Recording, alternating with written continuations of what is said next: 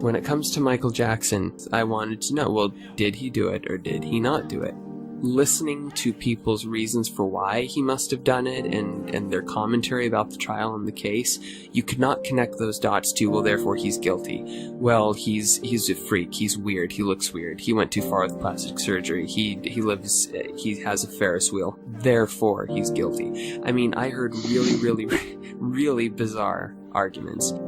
It wasn't difficult for me to understand why people thought he did it, because it's a hard thing to relate to. It's like, why would you as a grown adult feel the need or think it's a good idea to sleep in bed with kids? Because it looks bad. It looks really bad. Well, yeah, I'm not here, and I will never be anywhere to defend the idea, the principle of sleeping in a bed with somebody else's kids, because it's clearly a very irrational, stupid thing to do for very plentiful reasons, but it is not a criminal offence to sleep in a bed with somebody else's kid. It may be a really stupid thing to do.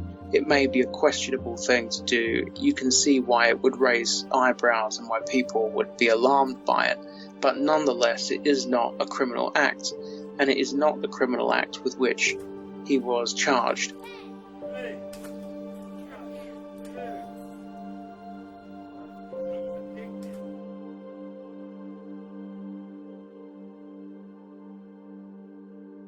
The context of Michael Jackson's life, it's not difficult for me to believe that he was so far outside the realm of reality that he wanted to see himself as a kid so bad. Mm-hmm. And I think he truly was miserable at times if he wasn't around kids. And I think that his judgment was so poor that people talk about there being a double standard. Well, sometimes there's a double standard because there's two things. I mean, can you really compare someone else to Michael Jackson? Can you compare someone else's mindset to his?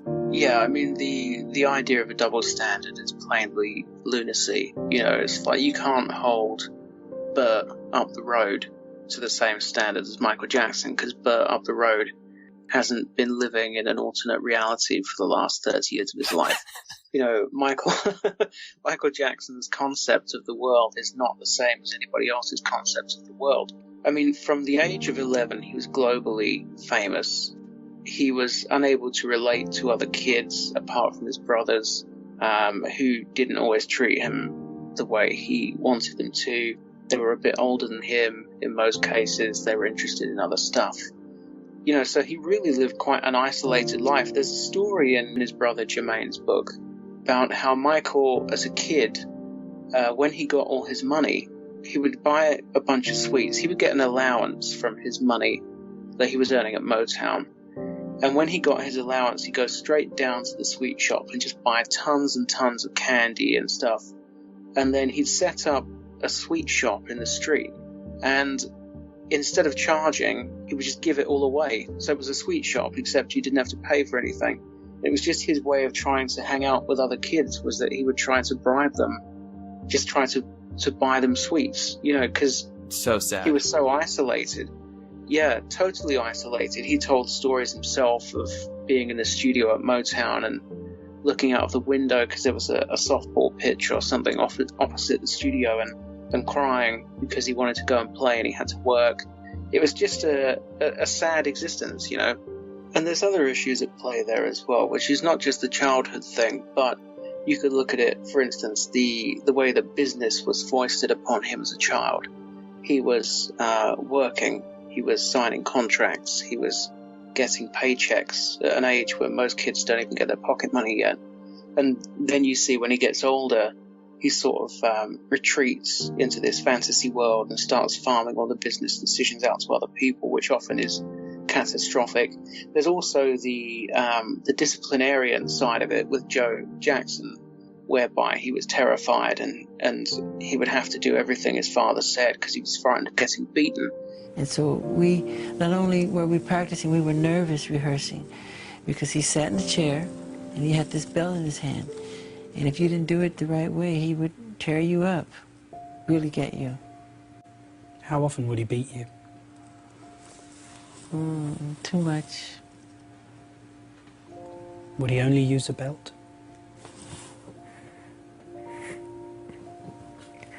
Why do you do this to me? No more than a belt. What else would he use to hit you with? Ironing cords, whatever's around. Throw you up against the wall as hard as he could. When he was beating you, did you hate him? Yeah. Strong hate. That's why to this day I don't lay a finger on my children. I don't want them to ever feel that way about me.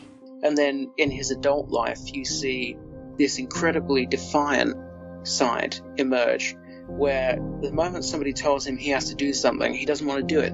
So he will sign a contract, and then the minute someone tries to force him to abide by that contract, he runs away, then he gets sued. Or the minute people start saying, stop sharing your bed with kids, he's all over the TV saying, I'm going to keep sharing my bed with kids. You know, like, whatever you tell me to do, I'm going to do the opposite, because I don't have to do what you tell me to do. That was kind of the way he lived his life for the last sort of 25 years.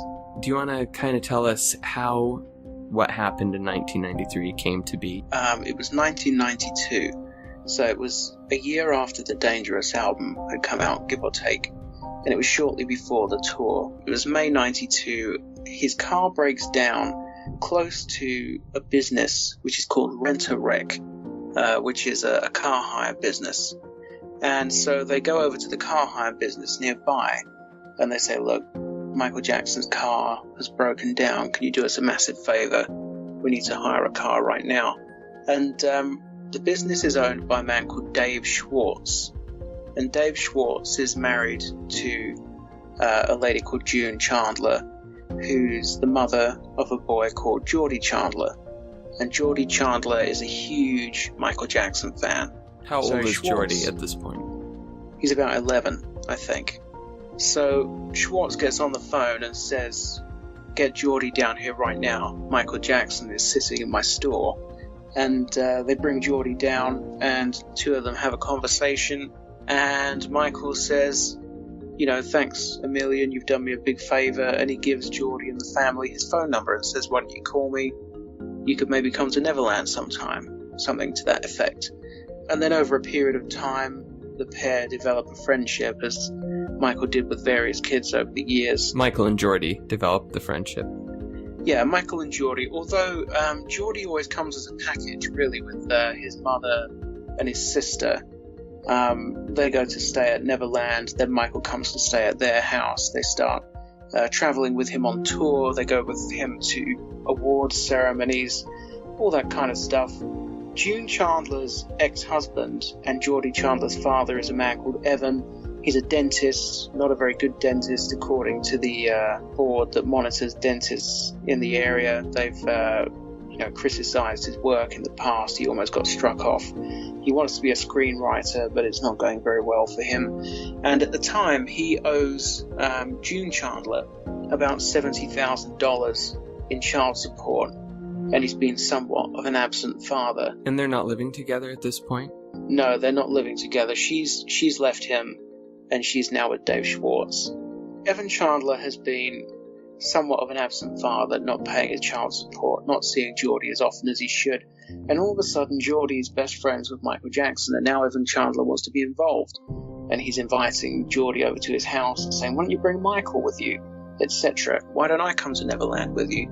The friendship continues for a while. Michael's staying at Geordie's house, Geordie's staying at Michael's house, always with June and the sister in tow. And Evan Chandler, according to tape-recorded conversations, starts to feel that Michael may be putting the moves on June. He feels that Michael Jackson is trying to steal his family away from him, the family that he wanted nothing to do with until Michael Jackson was on the scene anyway. After he's inserted his way back into the boy's life to get access to Michael Jackson, he starts asking him for favors. Why don't you build a wing on the side of my house so you can come and stay with us more often? Could you get me a script writing deal, etc.? Evan Chandler at one point decides that he's going to make accusations that Michael Jackson is molesting his son, Geordie. Okay. Yes. Then he starts having conversations with Dave Schwartz, who is now married to Geordie's mother, or who is referred to as the stepfather. Jordy's stepfather. And Schwartz is very skeptical of Evan's motivation, so he starts recording the phone conversations. Yes, exactly. Okay. So before we get into the phone conversations, I want to touch on what Michael's relationship was with Jordy that led up to Evan deciding that he was going to make these allegations and thinking in his mind that they might at least in part stick. So you had mentioned earlier that Jordy was kind of a package deal with his sister and stuff, but at one point, for quite a while, it just became Michael and Jordy, didn't it? Well, it was. I don't think it was ever the case that Jordy was at Neverland without his family. I think he always travelled there with his family, and then Michael would travel to the family home. So he would travel to either June's house or to Evan's house. And they would often stay in a room together. And then Michael is like absolutely delighted because while he's staying there, he's doing all the washing and ironing. And he's going, I've never done washing and ironing Right. before, and he's just over the moon because he's living in a normal house, having a fairly normal existence, doing normal household chores, and he just seems to be like the happiest he's ever been in his life, which is so peculiar, really, and it just tells you what a kind of a strange life he's led. But so while they're there, he's staying in Jordy's room. Everybody seems totally comfortable with it, which I guess is speaks to the relationship that Michael had with the family. And what parent, if you had any suspicion at all that something was going on, you wouldn't let that happen. You just would not let that happen as a responsible parent. So I have to assume that they were comfortable enough with him and that they knew him well enough to think that it was not a problem. I suppose so. I mean, that's to me, that's the weirdest thing, that when he would stay there, that him and Jordy were in the same room. And do we know for sure if it was the same bed or what was going on? Well, I don't think we know anything for sure, to be honest. I mean, we only have, for most of this Evans side of the story, we have Jordy's deposition, but that is highly questionable for reasons we'll come to. So, no, I don't think we know anything for sure. I don't even think we could say for sure that Michael and Jordy were sharing a room, to be honest. We only know that through the testimony of people whose testimony would later be thrown into serious doubt. So, what was it that eventually spurred Evan into making these allegations that Michael was committing abuse? Well, we get an indication from these tape-recorded conversations. These recorded conversations come after he started accusing Michael of possibly molesting his son. But then when you read the transcripts, he keeps alluding to the fact that he has no idea whether his own allegations are true or not, and he keeps giving other reasons for why he's pissed off with Michael. So at one point, Schwartz asks him, so do you think that Michael's fucking him? And Chandler says, I don't know, I have no idea. And then he starts complaining that Michael Jackson has stopped telephoning him, which of course is the first thing you'd be concerned about if you thought Michael Jackson was molesting your son. Right. He says, we were friends. I liked him. I respected him and everything else for what he is, Right. There was no reason why he had to stop calling me. He could have called me. So then he starts complaining that Michael has broken up his family. And he says, he's talking about June and how June has betrayed him by running off with Michael. And he's talking about his legal team. He says, my instructions were to kill and destroy. I mean, by killing and destroying, I'm going to torture them, Dave. Because that's what June has done to me. She's tortured me. He starts talking about it as though it's an extortion attempt. He says, I sat in the room one day and I talked to Michael and I told him exactly what I want out of this whole relationship. Then he says, everything is going according to a certain plan that isn't just mine. I picked the nastiest son of a bitch I could find, and all he wants to do is get this out into the public as fast as he can, as big as he can, and humiliate as many people as he can. Talking about a lawyer. It could be a massacre. Talking about his lawyer, Barry Rothman. He says, it could be a massacre if I don't get what I want. He's nasty, he's mean, he's smart, and he's hungry for publicity. Then he says, Michael's career will be over. And Dave Schwartz says, and does that help Jordy? And Chandler says, "That's irrelevant to me." Yeah, I mean, that's pretty telling. Yeah. So the other stuff that's going on at the same time, which is quite important, is that as soon as Michael's team gets wind that Evan Chandler is making these allegations, which comes to Michael basically through Evan trying to blackmail him, saying, "If you don't get me a scriptwriting deal, I'm going to accuse you of molesting my son." Michael has his private investigator, who's called Anthony Pellicano, go and interview Geordie, and Geordie denies all the allegations and says, "My dad just wants money." It all follows from there, really. So it starts off with Evan. See, this is a common misconception about the case, is that Geordie Chandler accused Michael Jackson of molesting him. That's really not the way it happened. Evan Chandler accused Michael Jackson of molesting his son, and Geordie denied it. And then the circumstances under which Geordie changed his mind and changed his story were highly suspicious. And so at what point is Geordie taken to the cops and is made to testify, or what happens to get the police involved? Okay, so what happens is Evan accuses Michael of possibly molesting Geordie. And who does he accuse this to? Does he call up the police and say? He hires a lawyer, and he accuses Michael, basically, and to June, and says, it originally says, "If Michael doesn't get me a script writing deal, I'm going to accuse him of molesting my son." And then it all flows from there, and the authorities don't get involved until a short while later. And Geordie is denying everything, which is a real problem for Evan. So Evan starts trying to wrestle custody of Geordie away from June. Oh, right. So what happens is Evan negotiates that Jordan can come and stay with him for a week. And that's in July 1993. Geordie goes there for a week and never comes home. While Geordie is in Evan's custody, he continues to deny the allegations for about a month. And then Evan, who is a dentist, as I mentioned earlier, takes his son into his dental surgery for a dental procedure and administers a drug.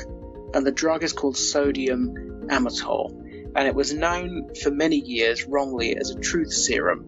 People thought that if you gave somebody sodium amytal and asked them a question, they would tell you the truth. What it actually does, it makes you highly suggestible. It's been implicated in lots of sort of phony UFO abduction cases and that sort of thing. Really? Yeah, it makes you highly suggestible, the drug. So if you put somebody under and start asking them questions about were you abducted by a UFO, they, in many cases, do wake up believing they were abducted by a UFO. So it was an old version of an anesthetic. They used to use it as an anesthetic, and before they switched over to the more modern methods. And it was at the time that Evan administered this drug, it was highly unusual to use it for a dental procedure. And what was he doing? Extracting teeth?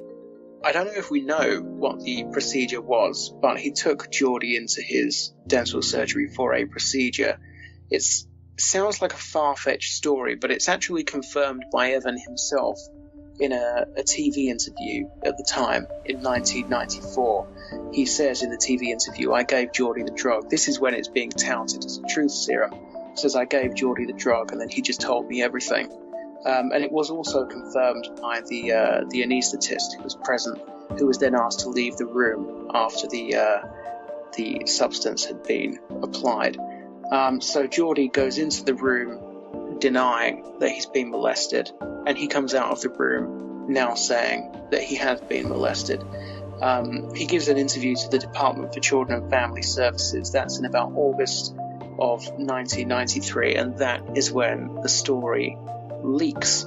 So what Chandler does, so June Chandler then tries to get custody back of Geordie, goes to court, and so Evan takes Geordie to a child psychologist who Geordie tells the story to. Under that circumstance, the psychologist is legally obliged to inform the authorities of the allegation that's been made. So once the authorities have been informed, Evan Chandler uses the fact that an allegation has been made to the police as a reason to withhold custody from June, saying that she is responsible. It was under her watch that this all occurred, and so he maintains custody of Jordan throughout the rest of the proceedings. Alright, so now up to this point, everything has been done kind of behind closed doors. Everything that's unfolded so far, is that correct? Yes. Okay, and so now the press gets wind of it, and how does that happen? What happens is the interview that Geordie gave to the Department for Children and Family Services is leaked. The fact that he's given an interview is leaked to a reporter called Don Ray, who sells the story to a local news outlet. And it all, from there, it's like he described it as being like a runaway freight train. It just went into overdrive. Within about 24 hours, it was all over cable news, and it was on the front of every British newspaper. I should mention, which I forgot to mention earlier, that in August, so after he's wrestled custody from June, and he has extracted Geordie's damning changed story. You're talking about Evan, the father. Evan, yeah. His lawyer, Barry Rothman, goes to Jackson's team and tries to negotiate with them, demands $20 million in 5 installments, and says, if we get what we're asking for, these allegations will never become public. And Michael refuses to pay. So that kind of gives you an insight into Michael Jackson's position here. You know, if you were guilty and you have somebody saying, we'll cover this up if you give us $20 million, and if you've got the amount of money that Michael's got, then you would think that he would pay. And I've always thought the fact that he refused to pay was actually quite a strong argument in his favor, because had it not been for his refusal to pay, this would never have gone public. And so now does the district attorney, Tom Sneddon, enter into the picture at this point, or what? Yeah, so what happens is June, even after Geordie changes his story, June remains skeptical. She says she doesn't believe it, and she only changes her mind and turns on Michael, according to her own lawyer, when the police tell her that Michael Jackson fits the profile of a paedophile, which is not true. And also they start threatening that she could be prosecuted for parental neglect because it was on her watch that it all allegedly happened. So what happens is Evan Chandler does 2 things simultaneously. He takes Geordie to the psychologist. The psychologist is then duty-bound legally to inform the police. And at the same time, Evan Chandler files a civil suit asking for money from Michael Jackson because Michael has refused to pay him, so he decides that he's going to get the money through a lawsuit. This all becomes public in August, and the police start investigating. They raid Neverland. Michael at this point is out on tour. He's on the sort of the final leg of the Dangerous tour in late 1993, so he's absent, totally removed. His lawyers are periodically putting out press statements, but for the most part, he is totally removed from the situation. He never gives interviews anyway. He's totally absent. And so the media is filling the void by going off, and they start waving checkbooks around. Anybody that used to work for Michael Jackson who thinks that they want to make a buck or two can now come forward and sell a story. Various people do. Okay, so basically Michael isn't talking. Is there a gag order on him? There's no gag order because there's no trial. So what happens is the prosecutor tries to collect evidence that Michael has committed a crime.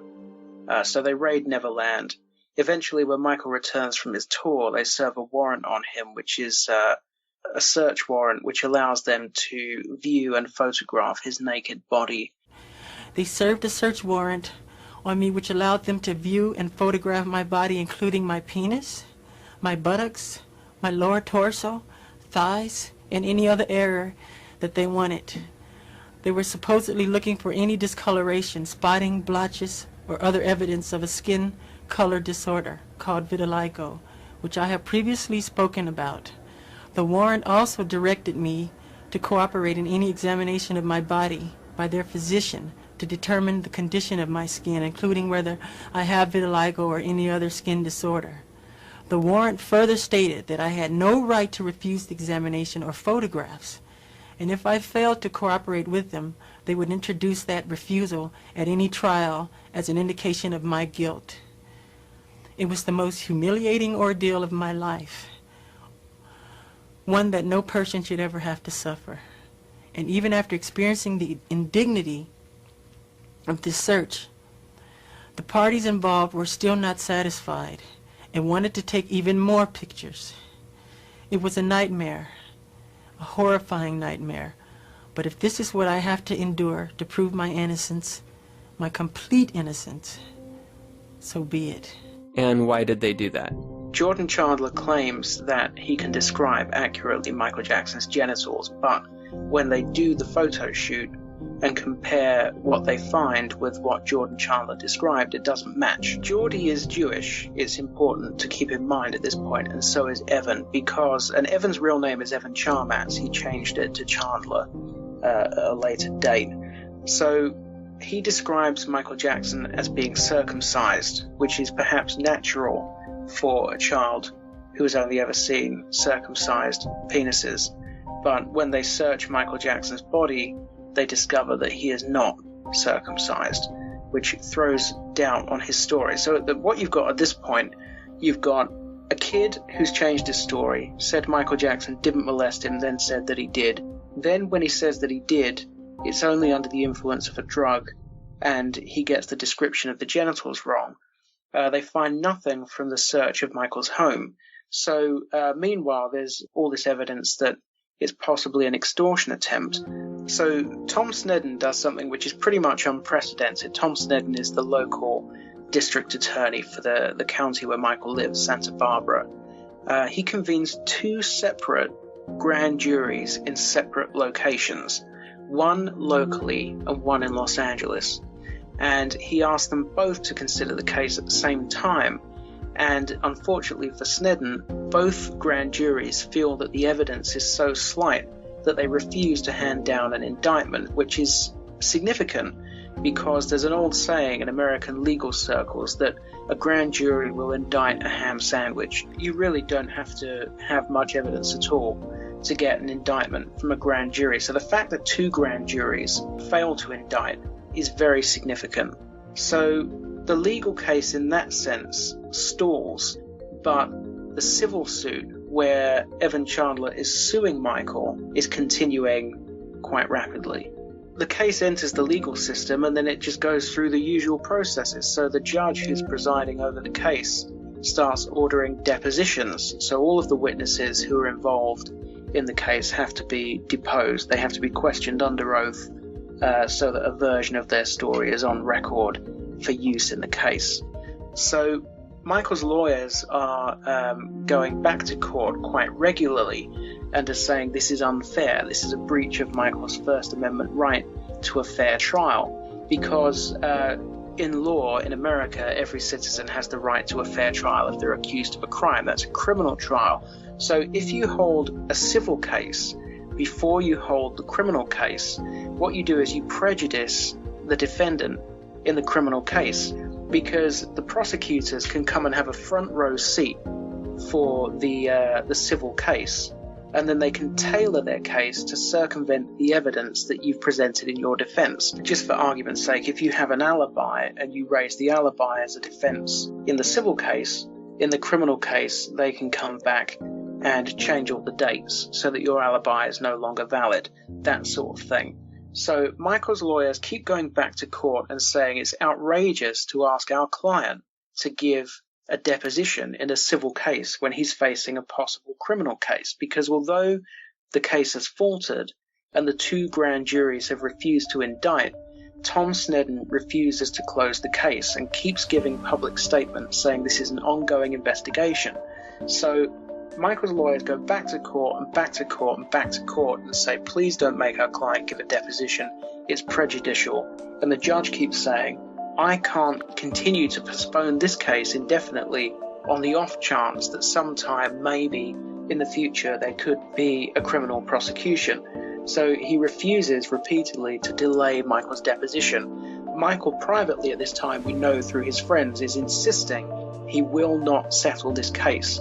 But what happens is that on the eve of Michael being forced to give his deposition, he is left with no choice but to settle the civil case, because the alternative is to prejudice the criminal case should it come about.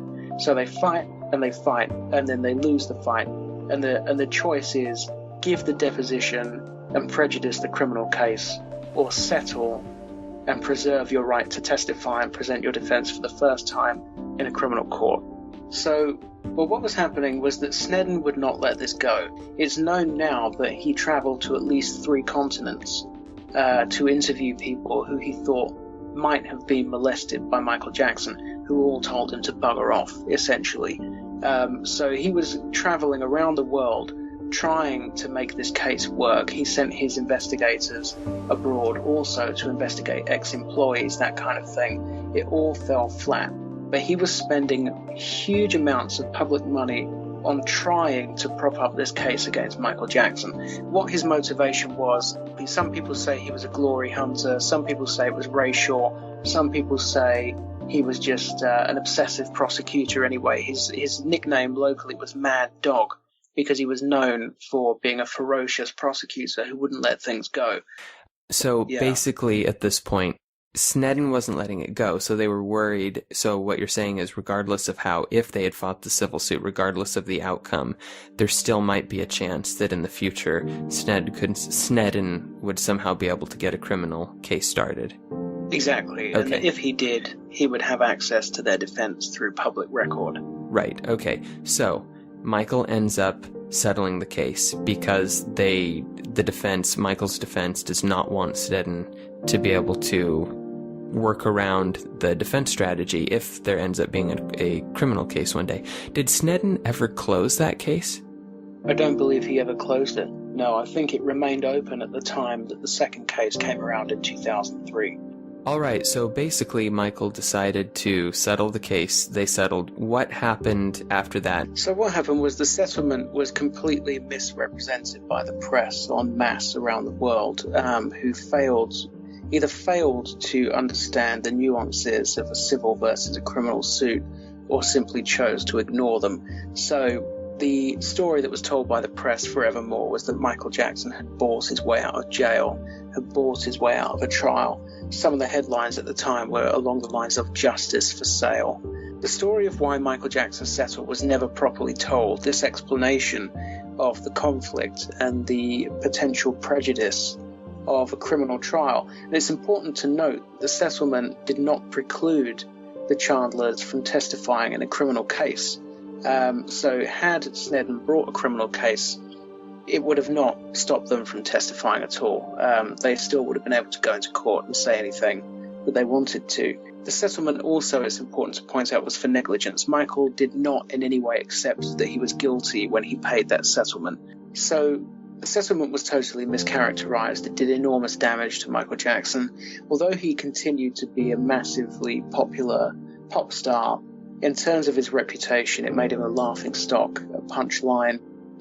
He was mocked, he was questioned. It opened the doors for anybody who wanted to try to sue him, or wanted to try to get money from him or take advantage of him. They had an easy stick to beat him with.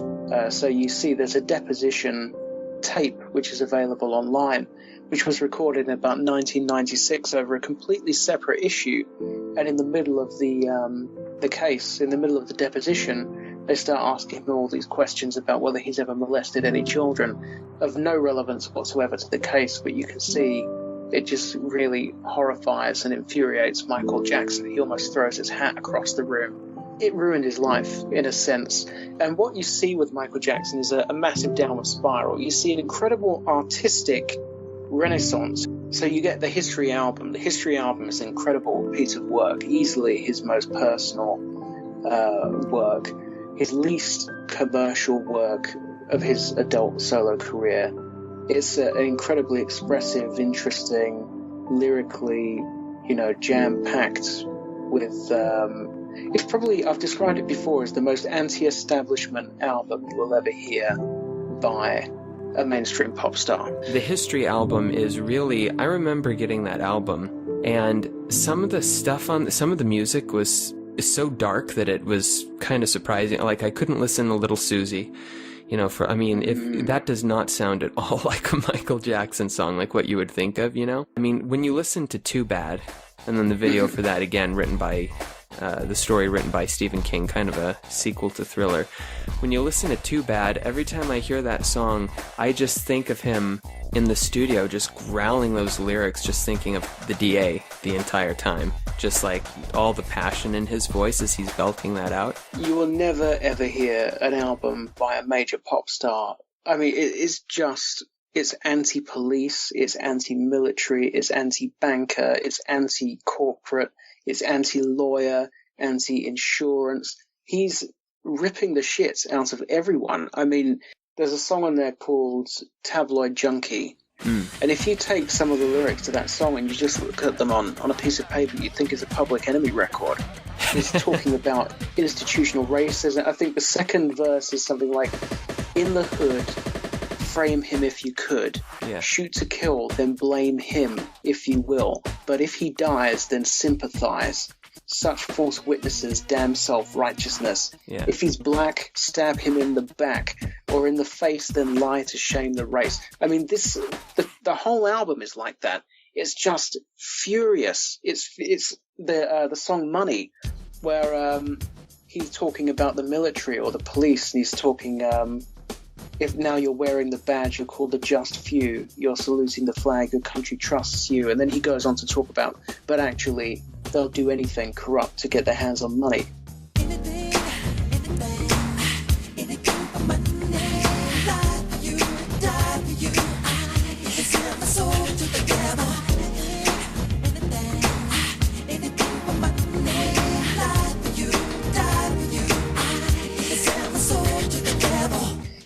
The whole album is massively anti-establishment. And that was kind of Michael's response, I guess, to 93, because he had a gag order slapped on him, didn't he? He couldn't talk about the... With the settlement precluded him from discussing the case. And what happened, this is another window into the confusing mind of Evan Chandler, is that Michael releases the History album. Evan Chandler decides that this is a breach of the gagging order, which was part of the settlement.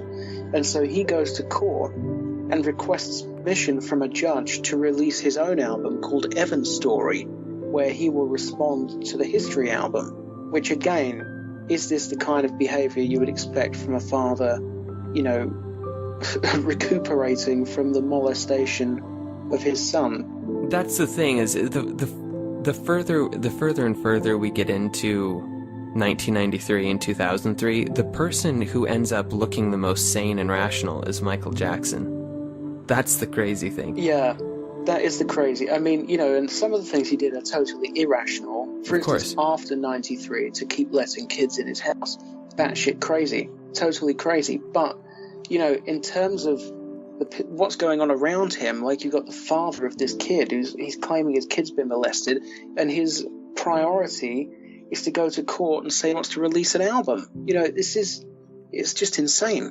And what happened to Geordie? He gained legal emancipation from his parents and didn't speak to them for a decade.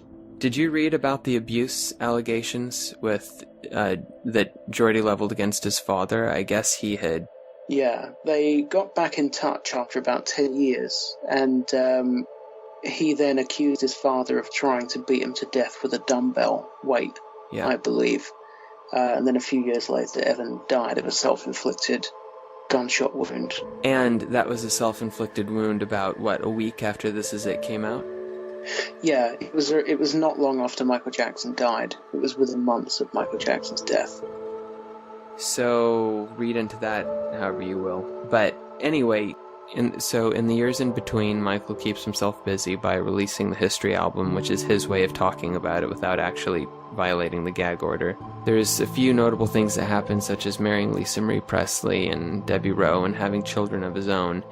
Is there anything important that we should talk about before we get to 2003 and the next round of allegations? I think the important thing to keep in mind is the context in which 2003 happens, which is that from the late 90s, the very late 90s, into the early noughties, Michael slips back into drug addiction.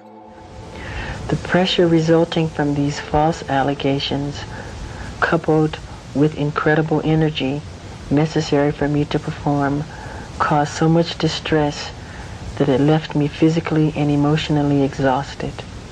I became increasingly more dependent on the painkillers to get me through the days of my tour. My friends and doctors advised me to seek professional guidance immediately in order to eliminate what has become an addiction. So he becomes addicted to painkillers during the Geordie Chandler allegations in 93 and 4, goes to rehab and gets clean. Then in 1999 he performs a concert for charity. He's on top of a bridge performing Earth Song, and what's supposed to happen is the bridge splits into 3 parts, and the part that he's standing on slowly lowers itself back down to the stage level and he climbs off. What happens is that goes wrong, and the part of the bridge that he's standing on plummets down below the stage floor, and he damages several vertebrae in his back. He is put on painkillers, understandably, and as far as we can tell, never gets back off of them again until the trial. I wonder how much that injury in 1999 affected his performing, because that was the last time I really saw him dance where it looked like it was just magic. Yeah, that's the last time he looked like he was performing effortlessly and at a standard which was comparable to his best. Come 2001, he does these 2 30th anniversary shows. The first one, he shows up with Elizabeth Taylor 3 or 4 hours late. Elizabeth Taylor is an old lady at this point, walking up the red carpet with a man in his early 40s. He is clinging to her for support. His flies are undone on his trousers. His face is sort of hanging open. His mouth is hanging open. His eyes are glassy and wide. And he gives interviews on the red carpet and he's slurring visibly. And he looks medicated. He goes on stage, barely manages the concert. And these were 2 concerts, right? Yeah, the second show was a marked improvement, but still nothing comparable to Michael at his best. And this is just a general feature of Michael Jackson's career for the next 2 years leading up to the second round of allegations, is that his judgment is seriously impaired by his addiction to painkillers. Were you under the influence of drugs or alcohol that impaired your ability to understand what you were doing? It could have been medication, yes. Okay, what medications were you taking in about January of 2003? Could have easily have been pain medication because I had some serious injuries on tour. Okay. On what tour? I had a serious fall. It was, I'm not sure it was the tour. It was a show that we did, a benefit show. And I had an accident also at home. So I'm sure it's something to do with that. He is not behaving rationally. He's making extremely poor business decisions. He's making extremely poor personal decisions. And one of those decisions is to participate in the Martin Bashir documentary, Living with Michael Jackson. So Michael signs all these documents with Bashir, totally bad judgment. And Michael has a brainwave, and he thinks, the thing that's damaged me the most in the last 10 years is people's opinion about my relationship with children. So wouldn't it be a great idea if I invited this boy who I've helped cure his cancer, called Gavin Arvizo? Why don't I invite him and his family up to the ranch?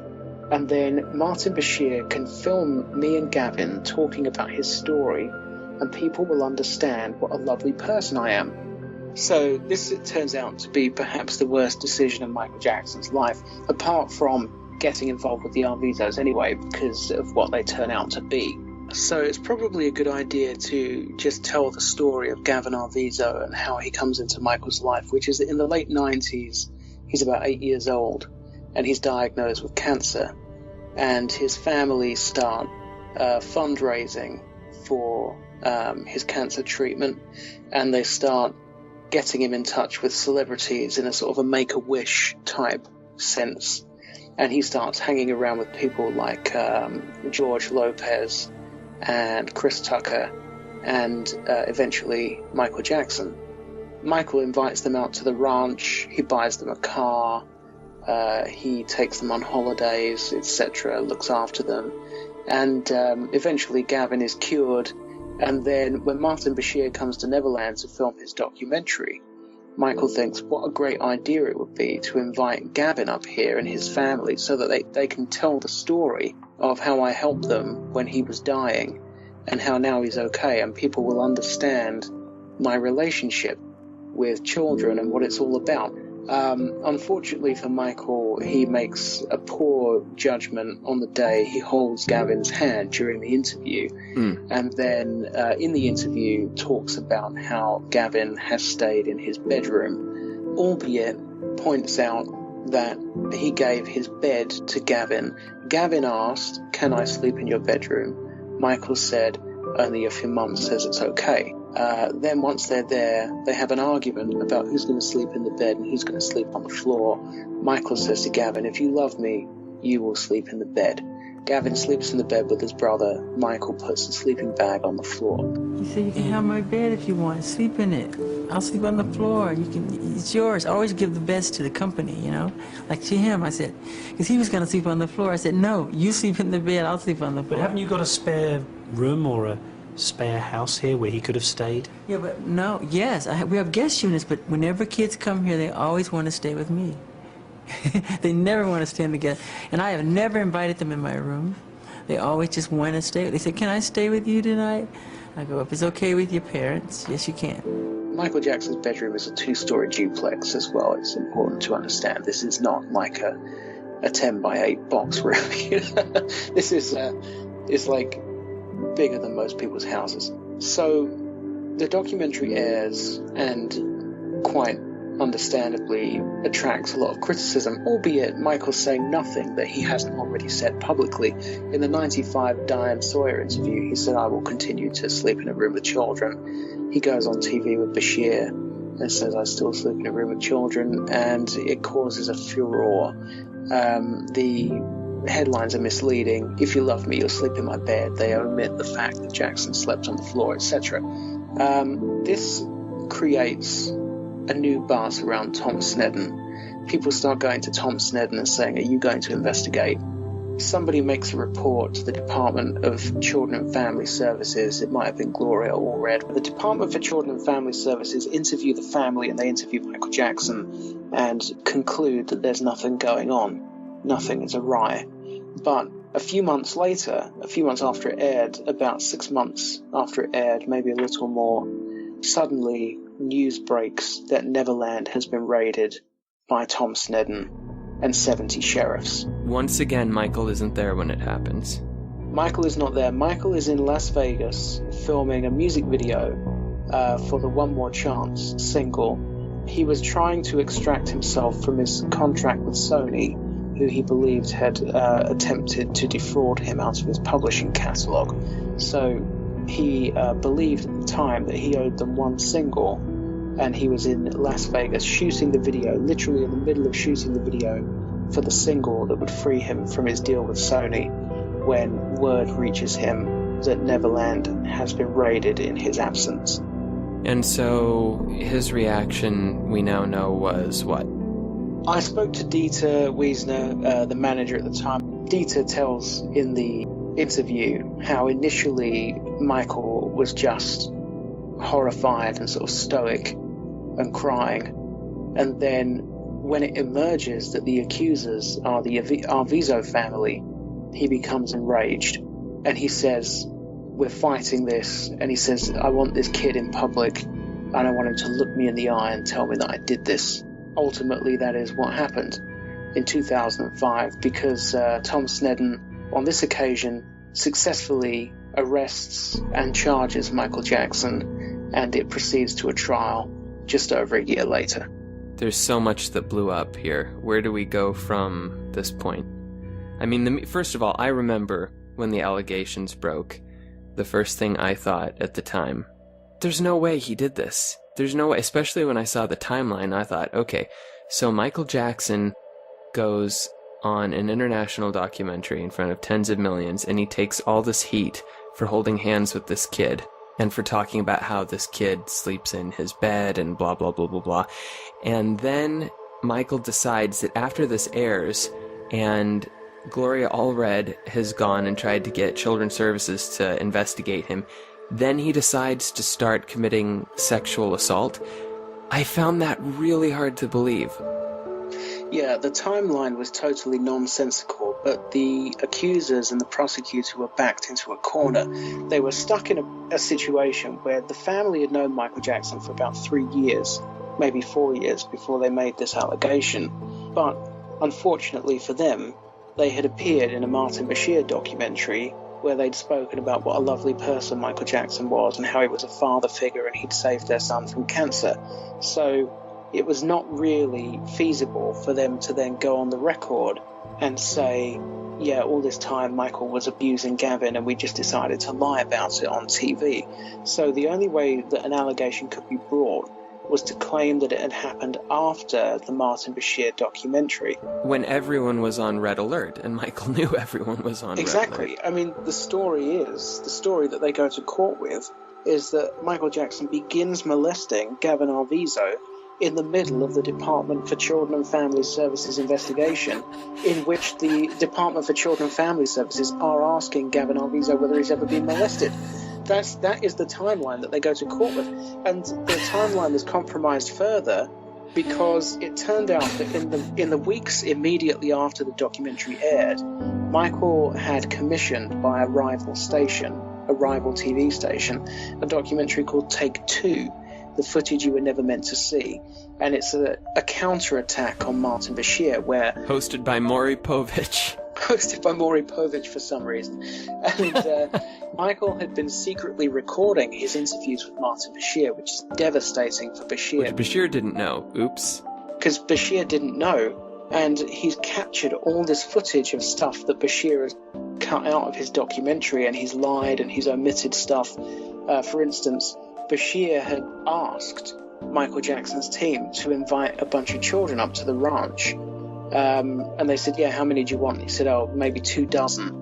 And they go, oh, okay. So then they arrange for some kids to come up to the ranch. And then Bashir films it and puts a voiceover on the top going, I was disturbed that Michael Jackson continued to invite children to his ranch, and all this stuff. At his own suggestion. Yeah. And he'd spoken to Michael on the tape saying, your relationship with children makes me want to weep because it's so innocent, pure.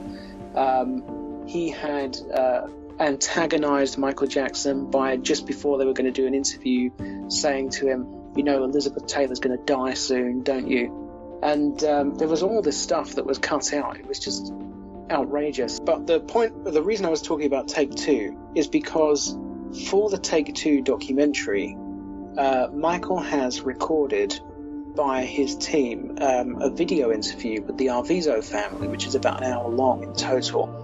Edited down shorter, and then it was never included in the show. Yeah, I was going to say, I don't remember ever seeing that. No, they decided not to use it. But what happens is the prosecution finds out that it exists, and now they're in big trouble because they've created their case.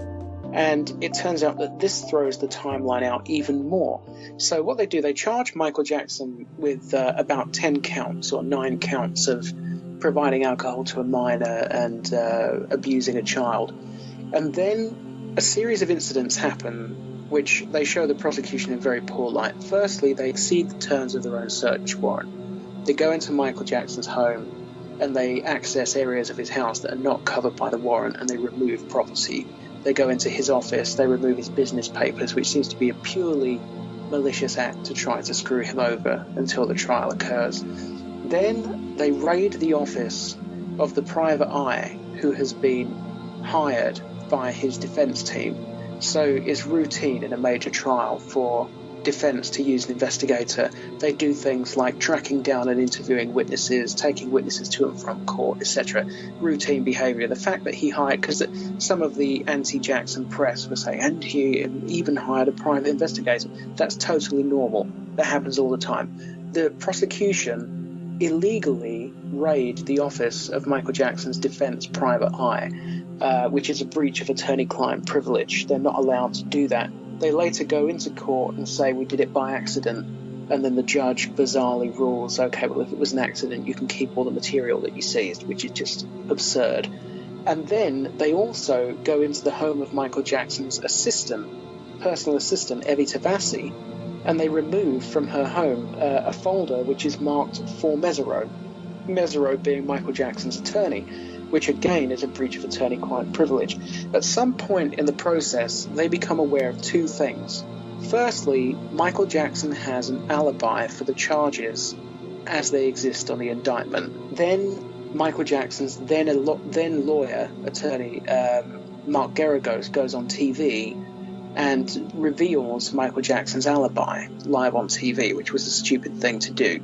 And additionally, the prosecution finds out that there exists this videotape of the whole family being interviewed extensively on video for the Take Two documentary, albeit it wasn't aired, where they're singing Michael Jackson's praises and saying he never did anything wrong, he's like a father figure, he saved Gavin's life, etc. But the prosecution finds out about it, possibly through these illegal seizures of documents that they shouldn't be seizing. And so they add a new charge to the indictment. The new charge is of conspiracy, and they accuse Michael Jackson of kidnapping the family and forcing them to deny the acts of molestation to explain away the videotape.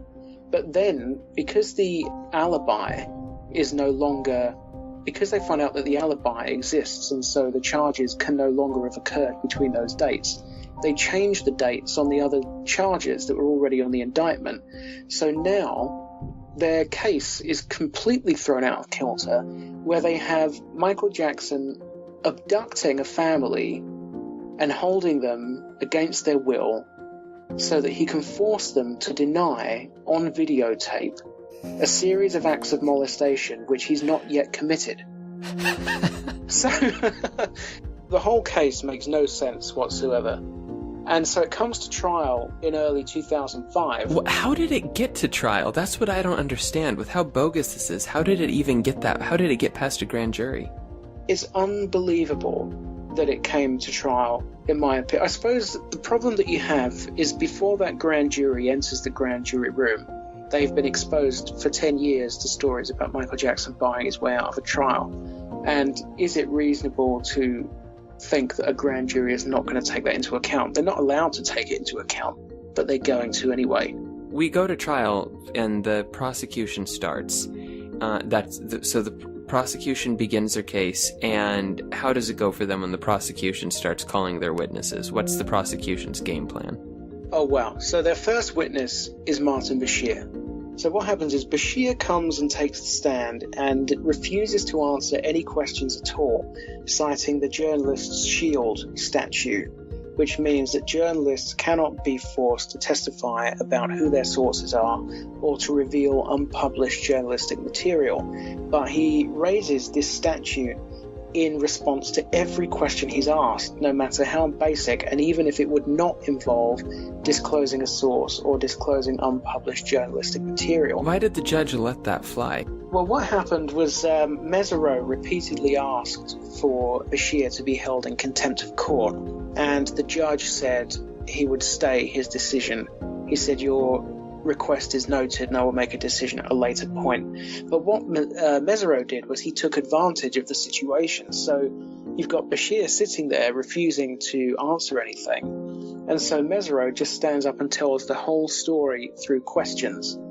Stands up and says, is it not true that you told Michael Jackson you were going to introduce him to Kofi Annan and help him to organize a World Children's Day? Is it not true that you told him that the documentary was about his work with AIDS sufferers and about his charity work? Is it not true that you promised to interview his friends and then you failed to do it?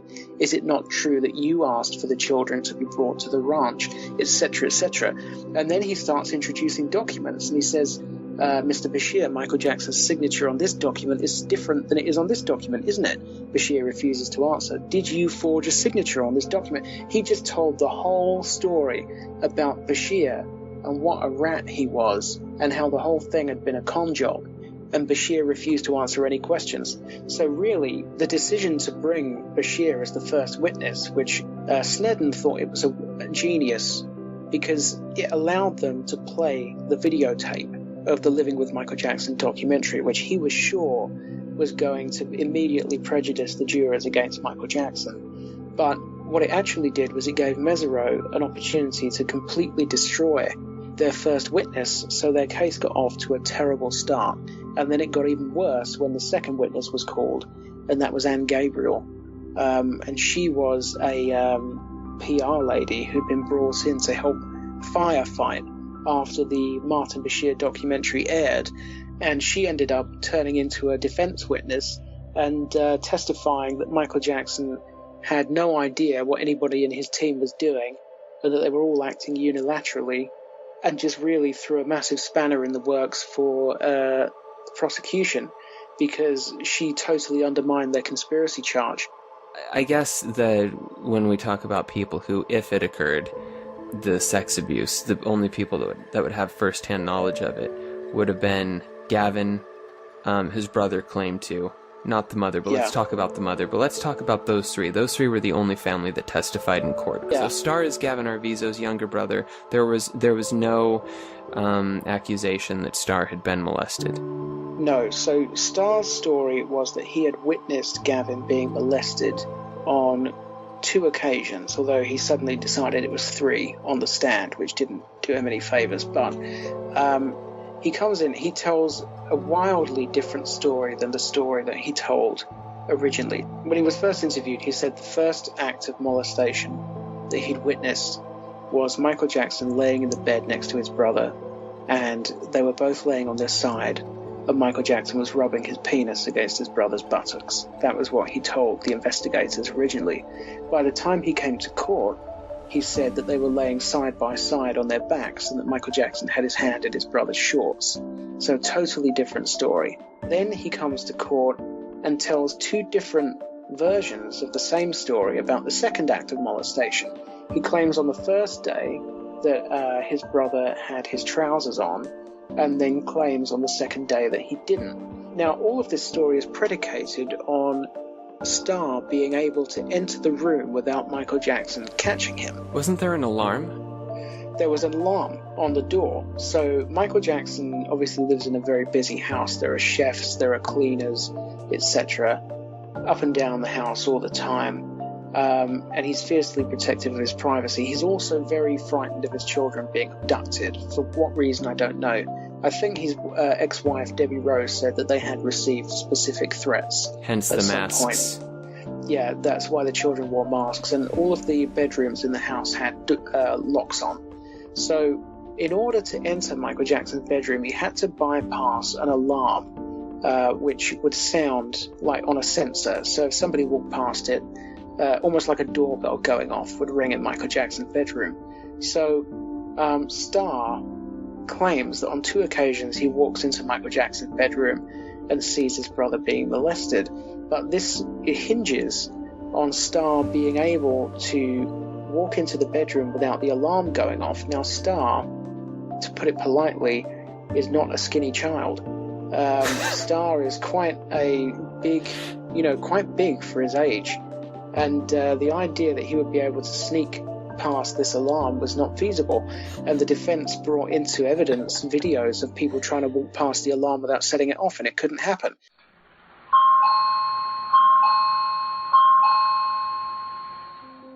So the story didn't make any sense. His testimony was quite bizarre. Well, I think the apple doesn't fall too far from the tree, as we're about to find out. Well, he told all these weirdly specific stories. I mean, it was like he'd been rehearsed. He kept saying things like, and then I walked 23 steps into Michael Jackson's bed. It was all like really weirdly, specific stuff. You know what was great was Mesereau ruined him on cross-examination because he said, how do you know how many steps there were? And he said, I have this thing where whenever I climb up steps, I count them.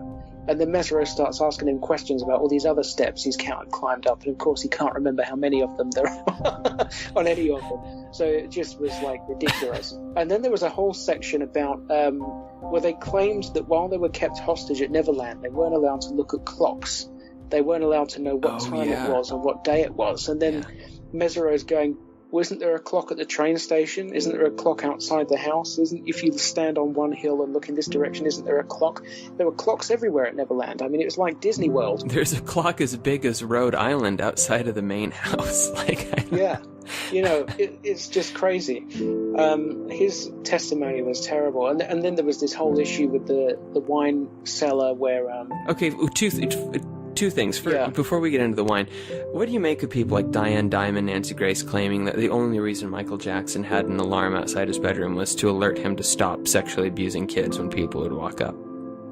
I mean, how could they possibly claim to know that? And it's just a silly thing to say. If you live in a house which is very busy with workmen, gardeners, cleaners, chefs, etc., walking around all the time, it's reasonable that you would want a bit of warning before people come into your room. The other thing that you have to remember is that Michael Jackson, as we saw him, was not Michael Jackson as he looked. Michael Jackson had a skin condition called vitiligo, which left his whole body, including his face, covered in blotches. Right. And he also suffered a terrible burn in a Pepsi commercial, which left him partially bald and scarred on his head, and he had to wear hair pieces for the rest of his life. And by that point in his life also, his hair had receded, and the front of his head had been tattooed black, and he wore a permanent wig. To say nothing of the other surgery he got that didn't go so well. I mean, it took some work, I think, to get him to look... Exactly, and he would not have wanted people walking in on him looking as he did without all his makeup and hair and stuff. The lengths the media went to were quite ridiculous. The way they would try to reframe everything, so he can't just have a playroom in his house. It has to be a secret playroom, and it can't just have dolls in it which children play with. It's creepy dolls, creepy dead-eyed, whatever. Or models of children. Not a doll, it's a model of a child, So it's the way they take everything and try to... Tom Sneddon even took art books, like legitimate art books, which you can go into a shop today and buy. And because they had, like, cherubs in and things, he was claiming that this was indicative of an interest in child pornography, which is just lunacy. Thomas Mesereau wrote in a document that was submitted to the court. He said, not since the dark days of almost a century ago has a prosecutor tried to claim that ownership of work by a known artist is evidence of a crime against the state. We were about to get into what was known at the time as Jesus juice in the wine cellar. Jesus juice, yeah. Yeah, could you talk about that? So Michael Jackson was accused on this occasion of getting the boy drunk so that he could be molested by giving him wine. And the accusation was that he had been giving him wine from a wine cellar at Neverland, which was referred to by Michael Jackson as Jesus juice, which is a story which has remained, prevalent until today. People talk about it as if it's fact. It's not fact. It's conjecture. And the wine cellar incident, so there were witnesses who came to court and said Michael Jackson didn't give them wine. They stole the key to the wine cellar, and we caught them in there without Michael Jackson present. And there were witnesses who came to court and they said we caught them in his bedroom when he wasn't there. They'd learned the code, and they'd gone into his bedroom when he was off the ranch. There were people that came into court and said we caught them in his bedroom going through his drawers and his suitcases and looking at pornography, because Michael Jackson owned a lot of heterosexual pornographic magazines. That the prosecution tried to somehow claim meant that he therefore had an interest in young boys, which I couldn't figure out. Yeah, that was a peculiar... Well, what they had a problem. So they raid Neverland. They find about 5 art books, or maybe 7 art books, something like that, which are legal art books that you can buy in a shop. But then they find also quite a large number of heterosexual pornographic magazines, which Michael Jackson had in a suitcase in his bedroom, or a briefcase maybe. And they're stuck with a problem here, because this is evidence that Michael Jackson is a heterosexual man, seemingly. Which you can still sexually abuse kids and be heterosexual. Yes, absolutely. But it was damaging. It was damaging to their case that Michael Jackson was obsessed with children and obsessed with little boys and etc. So they had to build into the case that he was showing these magazines to kids, and that was the reason that he owned them. And so there were 2 things. They introduced fingerprint evidence where they found his fingerprint and the boy's fingerprint, Gavin Arvizo's fingerprint, on the same page of one of the magazines. So firstly, witnesses came to court and said, we caught those kids in his bedroom without his permission when he was not there, going through all this stuff and looking at his magazines.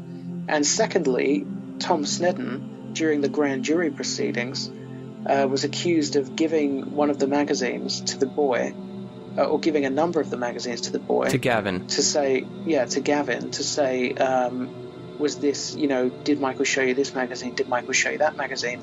Then putting them into evidence bags and sending them to fingerprint analysis. Okay, so I want to repeat that real quick. So before the trial starts, just to hit this home. Yeah. Snedden, the district attorney, took these magazines. He handed them to Gavin to look at. Gavin's not wearing any gloves here, okay? So what is happening? Gavin's fingerprints are now going to be found all throughout these magazines he's being handed. Then after that, Snedden takes the magazines back, and he sends them to an evidence lab where he asks them to please test the magazines and see if they can find Gavin's fingerprints on the magazines that he just had Gavin thumb through. Exactly. That is the contention by the defense. Why did the media not cover that?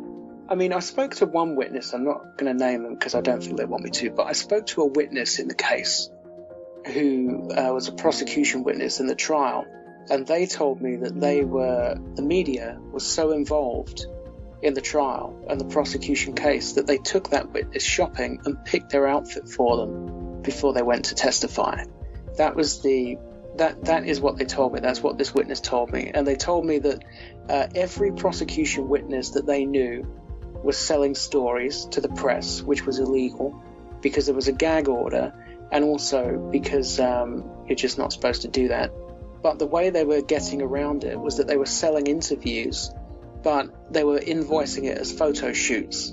So they do an interview and then they take a couple of pictures, and then all the money would be paid for a photo shoot and not for an interview. So the media was totally inserting itself into the prosecution case. Let's get to Gavin's testimony. Yeah, can you give us a breakdown of how that went? He came across as surly, according to various witnesses, and kept referring to the prosecutor, Tom Snedden, as Tom, which sort of indicated an inappropriate level of closeness. They're definitely on a first-name basis. So the story that Gavin told never really made sense, because the story is, I was on cancer medication, which meant that I couldn't take alcohol if I wanted to. Right. Then Michael gave me alcohol, which would have made me very ill and possibly made me unconscious. And then, having sedated me by giving me alcohol, he molested me, which I remember for reasons unknown. So it was like, so he sedated you with alcohol, but you remember him. And the whole thing made no sense. His story contradicted that of his brother, who had supposedly witnessed it. The other thing that was significant was that to demonstrate the supposed grooming process, he had told the police and said in court that Michael Jackson told him, you have to masturbate, boys have to masturbate, because if they don't, they get pent up and then they go out and rape someone. So boys will become rapists if they don't masturbate, was what Gavin claimed that Michael said to him. But under cross-examination by Michael's defense attorney, Tom Mesereau, he admitted that it was actually his grandmother who had told him that, not Michael Jackson, which meant that the whole grooming story was predicated on a lie. So you've got this kid comes in, he had a bad attitude, according to various people that were in the courtroom, really surly, really aggressive, messing around, and then he started complaining in the middle. So this was under cross-examination by Mesereau. This was a Mesereau masterstroke. So he took a massive risk, because the kid kept saying so. Gavin obviously kept saying something about Michael. He was mad at Michael, and Tom Mesereau, he told me that you're taught as a lawyer in cross-examination, never ask a question that begins with why, because you open yourself up to a bombardment of negative testimony. You have to ask closed questions, yes and no questions, or questions that you already know the answer to. But he took a massive risk. He sensed the atmosphere, he sensed the boy's attitude, and something just told him that if he asked this question, he would get a response that would be really damning for the prosecution. And he broke all the rules and he said, "Why are you so mad at Michael Jackson?" And Gavin Arvizo snaps back, "Because he stopped calling me and he didn't have to do that. Why did he have to cut me out of his life?" Didn't say because he molested me. Didn't say because he sexually abused me and took advantage of me. Didn't say because I was a cancer patient and he gave me alcohol. He said because he stopped calling me. You know who that reminds me of? Evan Chandler. Yeah. Yeah. It was a really... Mesereau thought it was the most seismic moment of that cross-examination, that he gave the boy this golden opportunity. Why are you so mad at Michael Jackson? He could have spent the next 10 minutes saying because he gave me wine, he jeopardized my life, he abused me, he did this, he did that, and he just shot back because he stopped calling me. It sounds like a jaded ex-girlfriend. That's kind of the way it came across, actually, was that the whole family just seemed to be really cheesed off because Michael had cut them out. So after the Bashir thing, the family go to Florida with Michael, the Arvizo family, and Chris Tucker comes and joins them. So what happens is they're all together, and the family is bugging Chris Tucker because they keep saying they want him to give them his car. They keep saying, "You've got loads of money, you've got enough cars, you could just give us this car and it wouldn't matter." And he found it very strange. And he takes Michael aside and he says to him, "Michael, there's something wrong with this family. I'm warning you now, there is something seriously wrong with this family." And Michael just basically cuts them out. Michael had given them a car. The car broke. He said he was going to get it fixed. Then this all happens and he ends up not getting it fixed because he's been warned off, don't have anything more to do with this family. And they got furious that he wouldn't give them the car back or he wouldn't buy them a new car. Gavin Arvizo seems furious that he's not getting the phone calls from Michael Jackson that he used to. There was another incident that he talks about in his testimony that he was really angry because one time they went to Neverland and stayed there for free. And when they got there, the staff told them that Michael was not at the ranch. I remember that. And then they saw him in the library and they were angry that he was avoiding them. So there was an atmosphere around the whole case that if Michael had not cut this family off, if Michael had kept buying them things and kept acknowledging them and answering their calls and so on, then this case would never have been taken to the DA. It was almost like, okay, he's not giving us anything anymore, so we're going to take something. That was the attitude that you were getting. And let's get to probably my favorite witness, the mother. Yeah, the mother is, wow. She was the one who was snapping at I think the foreman of the jury. Snapping Wasn't he a fingers. Mexican man? Yeah, Paul Rodriguez was the foreman. He was a retired school principal. And at some point she starts snapping her fingers at him and she's like, "You know how our culture is," or something like that. Yeah, and that angered a lot of the jurors. A lot of the jurors really did not take to this lady. And some of it was to do with the evidence that was brought forward by the defense. So she takes the stand, and what happens? So during the prosecution case, so with a prosecution witness, they come on the stand, the prosecutors have direct examination, they question the witness, then the defense cross-examines. So the prosecution bring the mother on for direct examination, and they can't control her. So every question they ask her, she goes off on some crazy tangent, ranting and raving. The Germans were conspiring against us, blah, blah, blah. The Germans. Yeah, she kept talking about the Germans. The Germans were trying to ruin us, and all this stuff. I'm pretty sure, if I remember right, Thomas Mesereau, Michael's defense attorney, decided not to ever object during her testimony. Exactly. He said there were members of the defense team who were looking at him like, "Why are you not objecting to this woman's testimony? Because she's just going off on all these tangents. She's going beyond the scope of the questioning." He was like, "This is fantastic," because she is revealing with every runaway tangent that she goes on, she is betraying her true colors. Yeah. She's telling us who she really is. She's a crazy person who just rants and raves about the craziest stuff. She claimed at one point that she believed that she was going to be kidnapped in a hot air balloon. So then, after this crazy direct examination, which just goes on and on, because Mesereau decides not to object, and the prosecutor, Tom Snedden, one of the team of he's leading the team of prosecutors, he is seen with his head in his hands as this lady is testifying because it's such a disaster for the prosecution. Then comes the cross-examination. Buckle your seatbelt.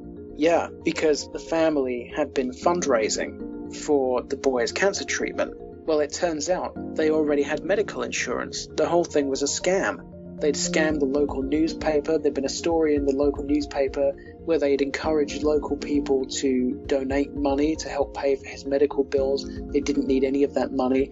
And then when they didn't earn enough out of it, they went back to the newspaper and complained and demanded a second story because they didn't think they'd made enough money. They had befriended George Lopez, the chat show host and comedian, and then accused him of trying to steal their money and asked him to repay them the money that they said he'd stolen.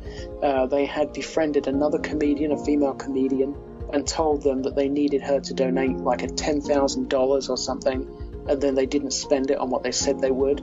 They had befriended Chris Tucker. They had started asking him to give them his car, which he didn't appreciate. They had telephoned Jay Leno and got through to Jay Leno on the phone, and the boy was talking to Leno, and Leno could hear the mother in the background prompting Gavin Arvizo as to what to say, and he was so freaked out by the whole thing and thought it was a scam that he told his producers, don't ever put that kid through to me again. He came and testified to that. So yeah, they had a history. They had been defrauding all of these people, and when they were friends with Chris Tucker, they'd sort of asked him to take them to the set of a Rush Hour movie. Yeah. And when they got there, they really were very poorly behaved. But anyway, all of this stuff about the conning money out of people, and also the mother had been committing welfare fraud. And on top of all that, I can't believe I nearly forgot to mention this, they had a history of falsely accusing people of sexual abuse. So the mother had gone into a JCPenney store and been accused of shoplifting, and the security guards had manhandled her. She decided to sue them, and then at some late stage in the proceedings suddenly decided to add a claim that they'd sexually assaulted her, and then had the two kids support her allegations and claimed that the two security guards, while they were removing her from the store, had started tweaking her nipples. Got a massive payout from JCPenney, and then didn't declare it to the government, and then went onto welfare and kept all the money. So this was a family with a history of dubious accusations and with a history of trying to con people out of money. And also the lawyer in the JCPenney case came to court and was granted permission by the judge to breach attorney-client privilege and testified that the sexual abuse accusations in the JCPenney case were not true, and that they had been threatened that if they did reveal that it was not true, that Janet Arvizo was friends with the Mexican mafia and she would have them killed. This woman sounds like she came across as just completely crackers, and so therefore you definitely can't believe there's a looming shadow of doubt here. So, is there anything else from the trial specifically that you think was an instrumental thing to discuss? Well, I think the most important thing is that, as you've just said, after the family's testimony, there was a looming shadow of doubt. They had all been very poor witnesses, including the daughter, who we didn't even talk about, but they'd contradicted their own version of events. They contradicted each other's versions of events, and they had contradicted a lot of evidence as well. So what the prosecution did was to try to shore up their case. Out of sort of desperation, they called a bunch of witnesses called 1108 prior bad acts witnesses. So what the prosecution is essentially asking permission to do is to bring into court a bunch of witnesses whose testimony is insufficient to convict Michael Jackson of any other charge, but yet claim that their unreliable testimony is sufficient to shore up these allegations, which is frankly absurd. But actually, it ended up helping the defense, I think, because some of the people that they brought in were so outrageous, and it was just like mudslinging. They were calling all disgruntled ex-employees. There were some people called the Neverland Five who had been sacked from Neverland for stealing and had all brought a class action suit for wrongful termination. They had lost and ended up owing Michael Jackson money. They had claimed on TV and in tabloids in 94 and 93 that they had witnessed inappropriate behaviour, but then admitted in their depositions in the trial that they hadn't, and then had to come to court and claim that they had again, and they were discredited. It was just this parade of totally unreliable perjurers who either had perjured themselves in previous cases or were perjuring themselves in this case, seemingly because they were contradicting again their own versions of events, each other's versions of events, plus the evidence. Snedden didn't seem to know what in the world he was doing in bringing these people in. And another thing that I thought was weird was that when Snedden claimed to somehow prove that Michael Jackson had abused Macaulay Culkin and all these people, and then when we got to the defense's case, the very first witness that they called to the stand was Wade Robson, I believe. Yeah, so this parade of 1108 witnesses, they all come in and claim to have seen Michael Jackson molesting various boys, including Brett Barnes, Wade Robson, and Macaulay Culkin. So when the prosecution rests, Mesereau is in court at the end of the last day of the prosecution case, and after everybody's filed out, Tom Snedden comes over and says, so who are you going to call tomorrow? Who's your first witnesses going to be? And Mesereau says, Wade Robson, Brett Barnes, and Macaulay Culkin. And he said Snedden looked like somebody had punched him in the stomach. He just went completely white as a ghost and sort of collapsed over the jury rail. Like, what? He said he just looked like he could not believe what Mesereau just said. So of course, he calls in Wade Robson, Brett Barnes, Macaulay Culkin, first three witnesses in the defense case, who completely demolish the 1108 evidence and come in and say, I absolutely was never touched. I resent the implication. I'm furious that the prosecution have said that this happened. And they were incredibly strong witnesses, and it just made the prosecution look ridiculous. And during Wade Robson particularly, so the allegation, I believe, was that Wade Robson had been molested in a dance studio and had been molested in a jacuzzi or something. But Wade Robson is very strenuously denying all of these claims. And then the prosecutor who was cross-examining him was Ron Zonen. And sort of out of desperation, he goes, well, what if Michael Jackson molested you when you were asleep? Then you wouldn't know about it, would you? You know, your witnesses have never suggested that Wade Robson was molested in his sleep. You know, you're just clutching at straws now. I mean, you could say that to anyone. One quick thing on Wade Robson. So he has since come out since Michael's death and claimed that from the time he was 7 to 16, he was raped, right? Like, this is... These are allegations above and beyond the worst that were even alleged in like the 2003 trial in 1993.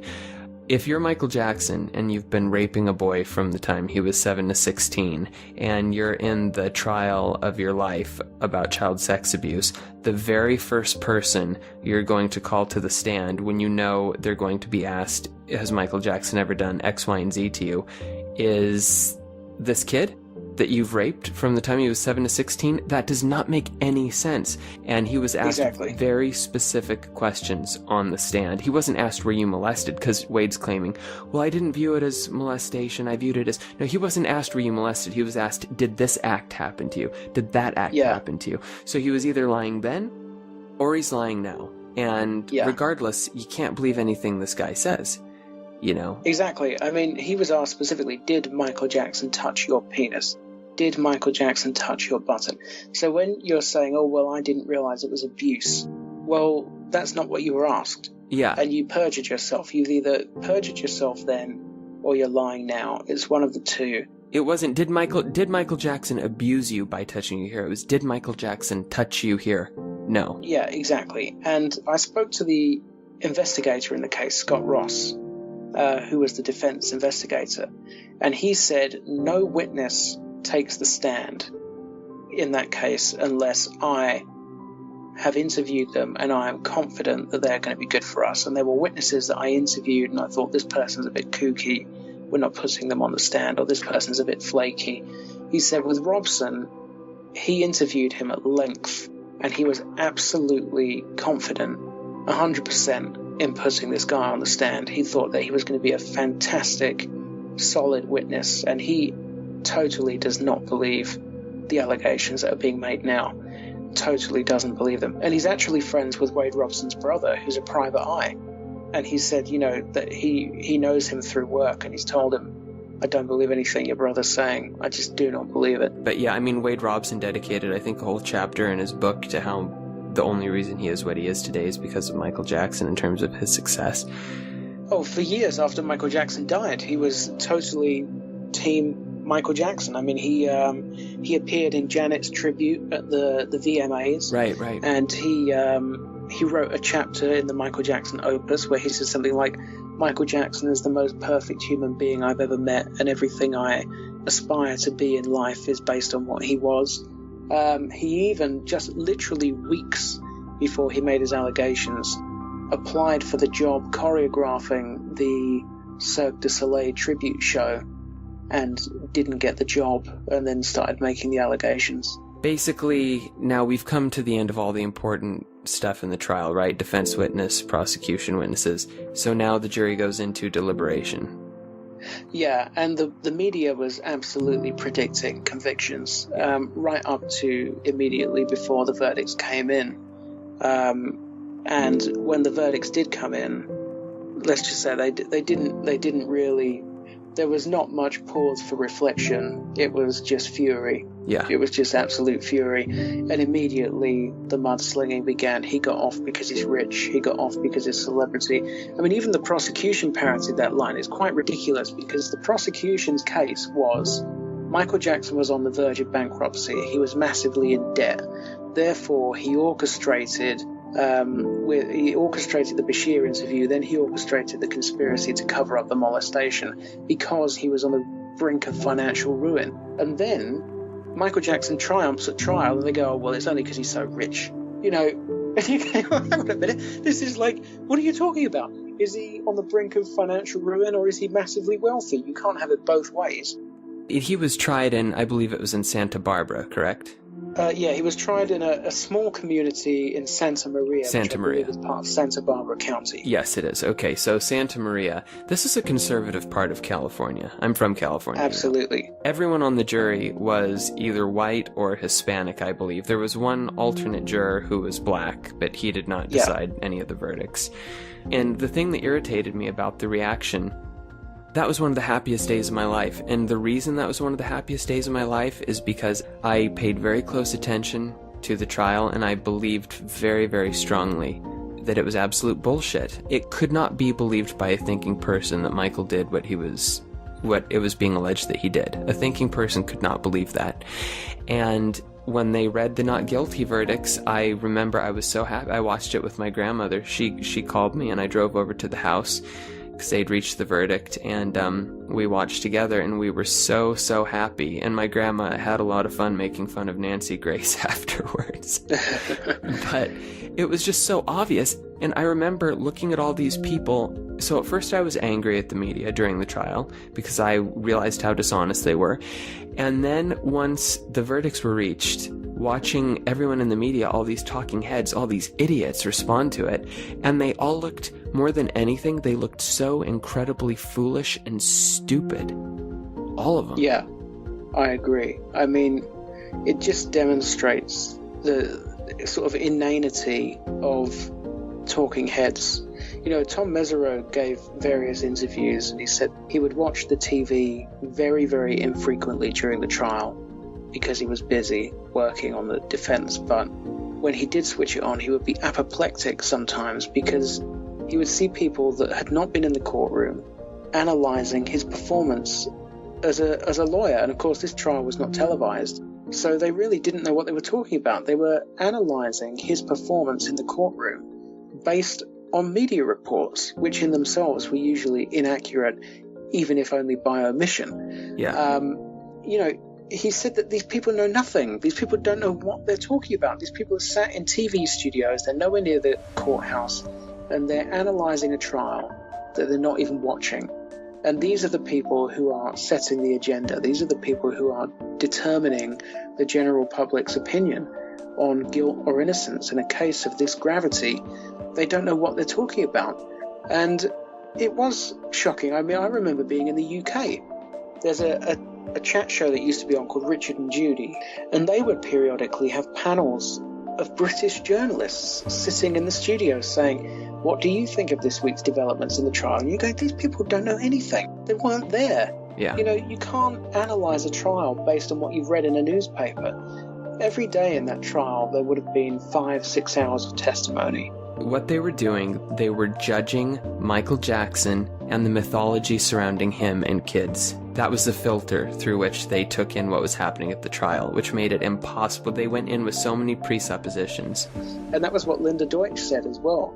She said it was the worst trial she covered in a career spanning about 5 decades of court reporting. She said it was like being surrounded by idiots and bullies. No, that's exactly what it was. It was idiots and bullies. The comments that they were making about him on TV, it was the most biased coverage collectively by everyone that I've ever seen. I mean, if there was nothing that no news, I mean, news stations are always, you know, there's the left, there's the right, everyone, at least in America, was propagating the idea that he had to have done it, that he had to have been guilty.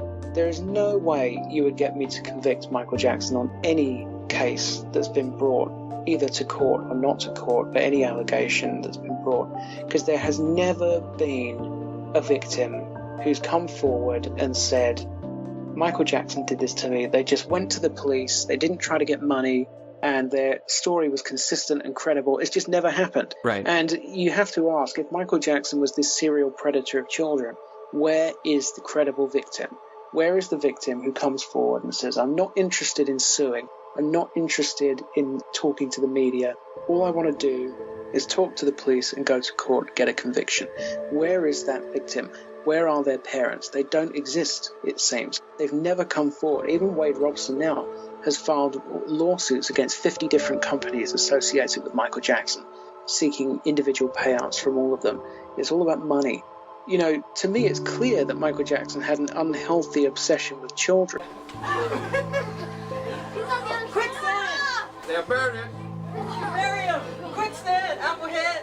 Not necessarily an unhealthy sexual obsession with children, but an unhealthy obsession with children and childhood. And when he died, in his bedroom, Hornby Hills, I think, was where he was living at the time, in North Carolwood Drive, even when he died, still recovering from the trauma of the 2005 trial, they found notes dotted all around his bedroom that said things like, children are sweet, children are innocent. And you're going, Michael, a child or a group of children and their parents just almost destroyed your life. You know, the reason you're having to do this comeback tour is because you're basically got no earning potential. The only way you can earn any money is through live performance, and your whole life has hit the skids, you know, and it's all because of kids. It's all because of his obsession with kids, and it's all because of kids that have been nefarious, you know, and he still was convinced children are sweet, children are innocent, and it's just clearly not rational. It's irrational behavior, you know? Yeah, to make a blanket statement, some kids are sweet and some kids are innocent, and some kids are that way until their father gets them to concoct stories after administering sodium amytal to them. So it's like... It's like a pathological obsession. Like he's got this weird idea that childhood is the ultimate goal and children are brilliant and their lives are brilliant and I wish I was a child. In spite of the fact that his whole adult life he's just been fucked over by children. It was very frustrating to watch him emerge from the trauma of that trial and just think, is he going to learn? Is he going to learn? And Tom Mesereau told him, he said, Michael, you cannot ever do this again. You cannot ever hang around with children again, particularly not in California, because Tom Snedden will come for you. Somebody will come for you. You know, when the whole trial was going on, I thought to myself, probably the best person who has the best chance at beating these allegations is Michael Jackson. Just because, again, it's not like he tried to make any of this a secret. He was proud of it. It was like he literally said at one point when he was asked about sleeping in bed with kids, it's what the whole world should do. But when you say bed, you're thinking sexual. They make that sexual. It's not sexual. But we're going to sleep. I tuck them in. I put a little music on, and do a little storytelling. I read a book. It's very sweet. We put the fireplace on. We give them hot milk.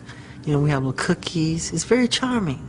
Very sweet. Sure. It's what the whole world should do. That's it. Yeah, that's exactly what he said. It's what the whole world should Everyone do. should just go out and find kids and start having sleepovers. Yeah. And he was sincere in that. And if you're a serial child sex abuser, first of all, you're not going to take a break for 10 years before you reoffend, and reoffend when the issue is white hot about the very kid you're going to start reoffending with. And second, you're not going to advertise it. 2003, I'm beyond convinced that he was not guilty. Your take on 2003? 2003, the case was an absolute dud, and it should never have been brought to court, and the doubt was monumental. I mean, it's lunacy that case even came to court, and I have no problems in saying he was absolutely entitled to his not guilty verdicts on every single count in that case. To me, 93 bothered me the most, but there's no evidence. With 1993, the number one thing that I feel like there's nothing there, because there is nothing there. But I don't know what to make of 93. What do you make of 93? 93 is not the slam dunk not guilty that you got from the Arvizos, but it never got contested in a court. So all the stuff that we found out about the Arvizos in terms of the welfare fraud, the scamming of other people, etc., that all came out at trial. We don't know what we would have found out about the Chandlers had it gone to trial. But the doubt is monumental again for me. You have a kid who says he's not molested, then he says he is molested, then when he says he is molested, he can't describe the genitals. Then they raid the ranch, they can't find anything that's incriminating. 2 grand juries can't form an indictment, even though they could indict a ham sandwich, as the old saying goes. You've got the dad on tape saying he has no idea if the allegations are true, and he's asked Michael for a lot of money. You know, there's no way you could convict. What do you make of the fact that Jordy would not testify against Michael Jackson in 2003? I mean, of course you could say, well, he just must have not wanted the publicity and whatever, but you've got to keep in mind the fact that he did legally emancipate himself from the parents, that the witnesses were lined up to come to court and say, he told me it never happened, that he hated his parents. Tom Sneddon, I think, is the most disgraceful character possibly in all of this. I mean, he clearly didn't know what he was doing. Well, I believe that he believed that Michael was guilty. I don't believe that he was this guy who set out to destroy an innocent man. He should have investigated the Arvizos more thoroughly.